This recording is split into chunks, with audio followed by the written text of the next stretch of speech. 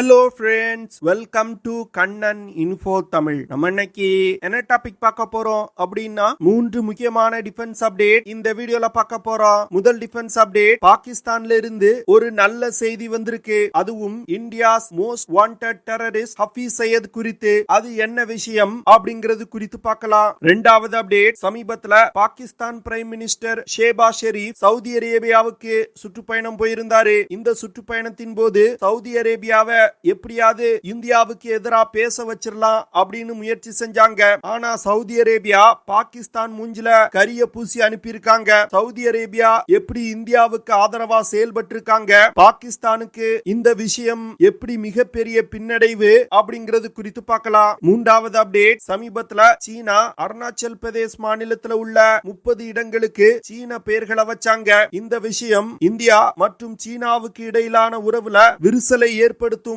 அப்படின்னு defence expert சொல்லியிருந்தாங்க. இந்த சூழ்நிலையில Indian defence minister Rajnath Singh அவர்கள் சீனாவுடைய இந்த செயலுக்கு ஒரு சரியான பதிலடியை கொடுத்திருக்காரு. அது என்ன விஷயம், ராஜ்நாத் சிங் அவர்கள் இந்திய சீன உறவு குறித்து என்ன பேசியிருக்காரு அப்படிங்கிறது குறித்து நம்ம டீடைலா இந்த வீடியோல பார்க்கலாம். நம்ம சேனல்ல டிஃபென்ஸ் மற்றும் ஜியோ பாலிடிக்ஸ் சம்பந்தமா தினம் ஒரு வீடியோ பப்ளிஷ் பண்ணிட்டு இருந்தோம். உங்களுக்கு நம்ம சேனல்ல பப்ளிஷ் பண்ணக்கூடிய வீடியோஸ் பிடிச்சிருந்துச்சுன்னா சேனலை சப்ஸ்கிரைப் பண்ணி சப்போர்ட் பண்ணுங்க. நீங்க பண்ற ஒவ்வொரு சப்ஸ்கிரிப்ஷனும் எனக்கு அடுத்தடுத்த வீடியோஸ் போடுறதுக்கு ஒரு மோட்டிவேஷனா இருக்கும். முதல் டிஃபென்ஸ் அப்டேட், சமீபத்துல யூகே நாட்டை சேர்ந்த ஒரு பத்திரிகை ஒரு ஆர்டிகல் பப்ளிஷ் பண்ணியிருந்தாங்க. அந்த ஆர்டிகல்ல இந்தியாவின் உளவு அமைப்பான ரா கிட்டத்தட்ட 20க்கும் மேற்பட்ட தீவிரவாதிகளை பாகிஸ்தான்ல கொலை செஞ்சிருப்பதா அவங்க சொல்லியிருக்காங்க. அதாவது இந்தியாவின் உளவு அமைப்பான ரா பாகிஸ்தான்ல இந்தியாவுக்கு எதிராக செயல்படக்கூடிய தீவிரவாதிகள் யாரெல்லாம் இருக்காங்களோ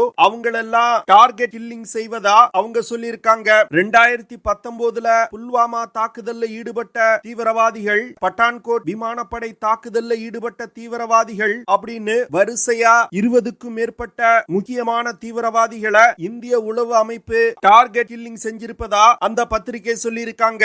அதாவது கார்டியன் பத்திரிகை என்ன சொல்றாங்கன்னா, இந்திய உளவு அமைப்போட இந்த ஆபரேஷன் குறித்து பாகிஸ்தான்ல இருந்து தங்களுக்கு சில ஆதாரங்கள் கிடைச்சிருப்பதாகவும், இந்தியால இருக்கக்கூடிய தங்களுடைய சோர்சஸ் இருந்து சில விஷயங்களை கேட்டு தெரிந்த பிறகு இந்தியாவின் உளவு அமைப்பு பாகிஸ்தான்ல இந்த மிகப்பெரிய ஆபரேஷனை நடத்தி வருவதா அவங்க சொல்லியிருக்காங்க. இந்த சூழ்நிலையில India's most wanted terrorist Hafiz Saeed மிகவும் ஆபத்தான நிலையில மருத்துவமனையில அனுமதிக்கப்பட்டிருப்பதா பாகிஸ்தான்ல இருந்து செய்திகள் வெளிவந்திருக்கு. அதாவது ஹஃபீஸ் சையதின் சாப்பாட்டுல மர்ம நபர் விஷத்தை கலந்ததாகவும், அதை சாப்பிட்டதனால ஹஃபீஸ் சையத் மிகவும் ஆபத்தான நிலையில மருத்துவமனையில அனுமதிக்கப்பட்டிருப்பதா பாகிஸ்தான்ல இருந்து செய்திகள் வெளிவந்திருக்கு. இதுல குறிப்பிடத்தக்க விஷயம் என்னன்னா, சில நாட்களுக்கு முன்பு பாரத பிரதமர் நரேந்திர மோடி அவர்கள் இந்தியாவை ஒரு தீவிரவாதம் இல்லாத நாடா நான் மாற்றுவேன் அப்படின்னு சொல்லியிருந்தாரு. அது மட்டும் இல்லாம தீவிரவாதிகள்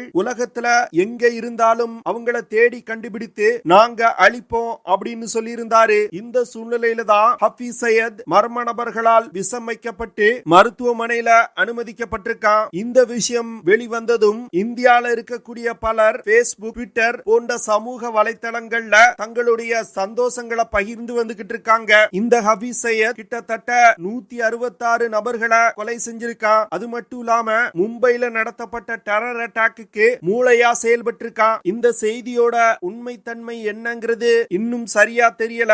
ஆனா 90% ஹஃபீஸ் சையத் ஆபத்தான நிலையில ஐசியூல அட்மிட் செய்யப்பட்டிருப்பது உறுதி செய்யப்பட்டிருக்கு. இந்தியாவின் உளவு அமைப்பான ரா சமீப காலங்கள்ல உலகின் பல பகுதிகளில் ரொம்ப ஆக்டிவா செயல்பட்டு வந்துகிட்டு இருக்காங்க.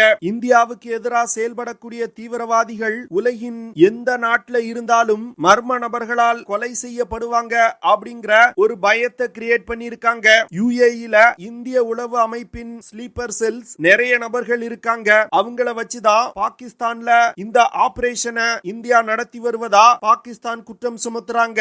இந்தியாவின் உளவு அமைப்பான ரா, இஸ்ரேல் நாட்டின் மொசாட், ரஷ்யாவின் கேபிஜி போன்ற உளவு அமைப்புகள்ல இருந்து பாடம் கற்றுக்கொண்டு தற்போது இந்தியாவுக்கு எதிராக செயல்படக்கூடிய தீவிரவாதிகளை வேட்டையாடி வருவதா டிஃபென்ஸ் எக்ஸ்பர்ட் சொல்றாங்க. பாகிஸ்தான் யூகே நாட்டின் கார்டியன் பத்திரிகையில வந்த ரிப்போர்ட்டை பயன்படுத்தி கொண்டு இந்தியாவுக்கு எதிராக முக்கியமான நாடுகளை திருப்பலாம் அப்படின்னு முயற்சி செஞ்சாங்க. குறிப்பா அமெரிக்கா, யூகே, சவுதி அரேபியா போன்ற நாடுகளை இந்தியாவுக்கு எதிராக திருப்புவதற்கு பாகிஸ்தான் முயற்சி செஞ்சாங்க. இந்த சூழ்நிலையில கார்டியன் பத்திரிகையில வந்த ரிப்போர்ட் குறித்து அமெரிக்காவுடைய ஸ்டேட் டிபார்ட்மெண்ட் ஸ்பீக்கர் மேத்யூ மில்லரிடம் கேள்வி எழுப்பப்பட்ட போது அவர் இது தொடர்பா நான் எந்த கருத்தையும் தெரிவிக்க முடியாது அப்படின்னு சொல்லிட்டாரு. இந்த விஷயம் பாகிஸ்தானுக்கு மிகப்பெரிய பின்னடைவா பார்க்கப்படுது. அது மட்டும் இல்லாம மேத்யூ மில்லர் என்ன சொன்னாருன்னா, இரு நாடுகளும் தங்களுக்கு உள்ள பிரச்சனைய பேச்சுவார்த்தை மூலமா தீர்த்து கொள்ளணும்னு சொல்லியிருக்காரு. இந்த விஷயத்துல அமெரிக்கா, பாகிஸ்தான் மற்றும் இந்தியாவுக்கு இடையில் வருவதற்கு விரும்பல அப்படின்னு அவர் சொல்லிட்டாரு. இதுல இருந்து பாகிஸ்தானின் முயற்சி தோல்வியில முடிவடைஞ்சிருக்கு. அடுத்த அப்டேட், பாகிஸ்தானுடைய புதிய பிரைம் மினிஸ்டர் ஷேபாஸ் ஷெரீப் பதவியேற்றவுடன் தன்னுடைய முதல் அரசு முறை பயணமா சவுதி அரேபியாவுக்கு போயிருந்தாரு. அங்க சவுதி அரேபியாவுடைய கிரவுன் பிரின்ஸ் முகமது பின் சல்மான சந்திச்சு பேச்சுவார்த்தை நடத்தினாரு. இந்த பேச்சுவார்த்தைக்கு பிறகு இரு நாடுகளும் ஒரு ஜாயிண்ட் ஸ்டேட்மெண்ட் வெளியிட்டாங்க. இந்த ஜாயிண்ட் ஸ்டேட்மெண்ட்ல இந்தியா மற்றும் பாகிஸ்தான் தங்களுக்கு இடையில் உள்ள பிரச்சனைகளை பேச்சுவார்த்தை மூலமா தீர்த்து கொள்ளணும் அப்படின்னு சவுதி அரேபியா சொல்லி இருக்காங்க. ஷேபாஸ் ஷெரீப் எப்படியாவது சவுதி அரேபியாவை இந்தியாவுக்கு எதிராக ஒரு ஸ்டேட்மெண்ட் விட வச்சிடலாம் அப்படின்னு முயற்சி செஞ்சிருக்காரு. ஆனா சவுதி அரேபியாவுடைய கிரவுன் பிரின்ஸ் முகமது பின் சல்மான் இந்தியாவுக்கு ஆதரவான ஒரு நிலைப்பாட்டை எடுத்திருக்காரு. எப்போதுமே பாகிஸ்தான் தன்னுடைய நட்பு நாடுகளோடு இணைந்து ஒரு ஸ்டேட்மெண்ட் வெளியிட்டாங்கன்னா இந்தியா யூஎன் செக்யூரிட்டி கவுன்சிலோட ரெசல்யூஷனை மதிக்கணும், காஷ்மீர்ல இருந்து தங்கள் படையை பின்வாங்கணும் அப்படிங்கிற ஸ்டேட்மெண்ட்டுகள் வெளிவரும். ஆனா சவுதி அரேபியா இரு நாடுகளும் தங்களுக்கு இடையிலான பிரச்சனைய பேச்சுவார்த்தை மூலமா தீர்த்து கொள்ளணும் அப்படின்னு சொல்லி முடிச்சிட்டாங்க. இதன் மூலமா சவுதி அரேபியா பாகிஸ்தான் மூஞ்சில கரிய பூசி இருக்காங்க. அதாவது பாகிஸ்தானுடைய பிரைம் மினிஸ்டர் என்ன நினைச்சிட்டாருன்னா, நம்ம முதல் அரசு முறை பயணமா சவுதி அரேபியாவுக்கு போனா சவுதி அரேபியா நம்மளுக்கு ஆதரவா செயல்படுவாங்கன்னு நினைச்சுக்கிட்டாங்க. ஆனா நண்பனுக்கும் கடன்காரனுக்கும் நிறைய வித்தியாசம் இருக்கு. இந்தியாவை எடுத்துக்கிட்டீங்கன்னா சவுதி அரேபியாவுடைய மிகப்பெரிய ஒரு வர்த்தக கூட்டாளி. இரு நாடுகளும் பல பில்லியன் டாலர்கள்ல வர்த்தகம் செய்றாங்க. ஆனா பாகிஸ்தானுடைய பிரைம் மினிஸ்டர் சவுதி அரேபியாவுக்கு எதுக்கு போயிருக்காருன்னா, கடன் வாங்குறதுக்கு. பாகிஸ்தான்ல நிலவக்கூடிய மோசமான பொருளாதார நிலையை சமாளிப்பதற்கு சவுதி அரேபியாவிடம் இருந்து 4 பில்லியன் டாலரை கடனா கேட்கிறாரு. சவுதி அரேபியாவும் பெரிய மனசு பண்ணி பாகிஸ்தான்ல இன்வெஸ்ட் செய்வதற்கு ஒப்புதல் கொடுத்திருக்காங்க. இப்படி இருந்தா சவுதி அரேபியா எப்படி இந்தியாவுக்கு எதிராக காஷ்மீர் விஷயத்துல பேசுவாங்க?